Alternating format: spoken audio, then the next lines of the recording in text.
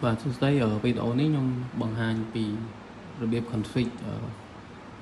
តាមរយៈ mesh connection រវាង Huawei Kit AP អញ្ចឹងនៅខាងមុខនេះយើងមាន AP 4គ្រាប់ជាមួយនឹង B81 ដែលយើងបាន deploy ហើយអញ្ចឹងវាដើរ4គ្រាប់ហើយ AP របស់យើងអញ្ចឹងយើងមានមួយគ្រាប់ទៀតយើងចង់ connect mesh ដែលយើងអត់ប្រើ network ទេយើងដកភ្លើងមកអញ្ចឹងជំហានដំបូងគឺយើងត្រូវ add AP របស់យើងចូលក្នុង project សិនមកចុចលេខបូកនេះហើយយើង scan QR code អូខេ finish លេខពេលអញ្ចឹងកន្លែងនេះយើង skip វាតទៅ skip យើងទទួលបាន device ថ្មីមួយវា offline នៅខាងក្រោមនេះ 371 បន្ទាប់មកយើងចូល toolbox របស់យើងនេះ tool យើងចូលមកកាន់ wireless បន្ទាប់មកយើងឃើញមាន mesh management យើងចូល mesh management ហើយយើងចុច create mesh នេះយើងដាក់ឈ្មោះបើឈ្មោះដាក់ទៅយើង select លើ 2.4 មួយទៀតទៅអញ្ចឹងតើតើមួយ mesh scenario យើងមាន2យើងមាន single MPP ជាមួយនឹង multi-port single MPP មានថា device មួយហ្នឹងយើង mesh មកមេមួយ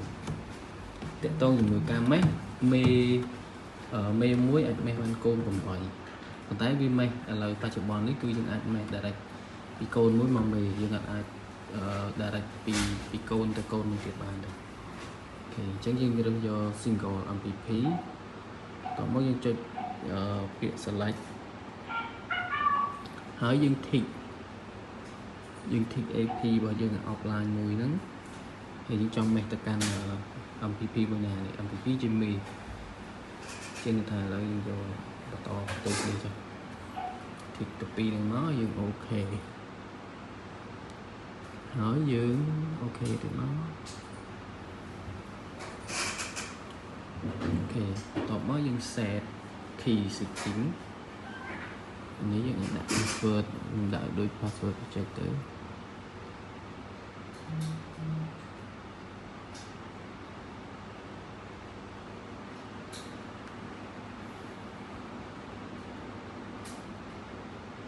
អូខេ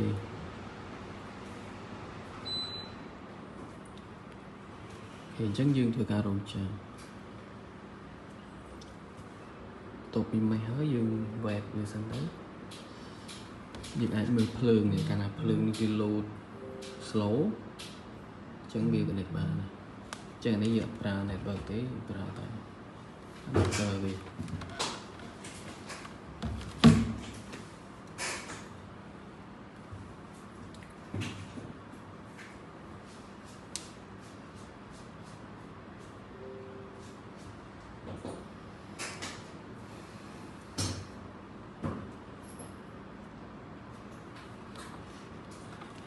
ចឹងយើងចាំមើលទៅភ្លើងនេះទៅយើងដឹងវា online មក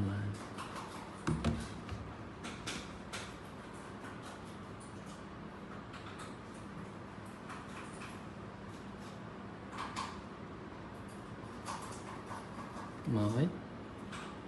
វាលុត online 5ហ្នឹងអញ្ចឹងភ្លើងនេះវាចាប់ដើម slow ហើយអូខេអញ្ចឹងបើយើង online តាំង5អញ្ចឹងនេះយើងអត់ដោត network ទេហើយយើងចូលទៅមើលក្នុង mesh របស់យើងអូខេចានេះជាមេ online នេះកូនអូខេអញ្ចឹងបើសិនជាយើងមាន AP ច្រើនយើងអាច add បន្ថែមយើងចង់ mesh បន្ថែមទៀតយើង add ចុច select បូកបន្ថែមទៀតមកអូខេអញ្ចឹងវីដេអូមានប៉ុណ្ណឹងសូមអរគុណ